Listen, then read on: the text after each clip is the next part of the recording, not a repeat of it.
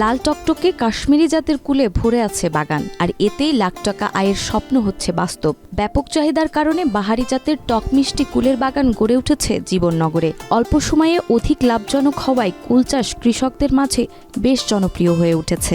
নাম শুনেছি কাশ্মীরি কুল, কিন্তু কোনোদিন চোখে দেখিনি, খাইও নি। আলহামদুলিল্লাহ এই বাগানে আসলাম, দেখছি কেমন কাশ্মীরি কুল, অনেক সুস্বাদু এবং অনেক বড়।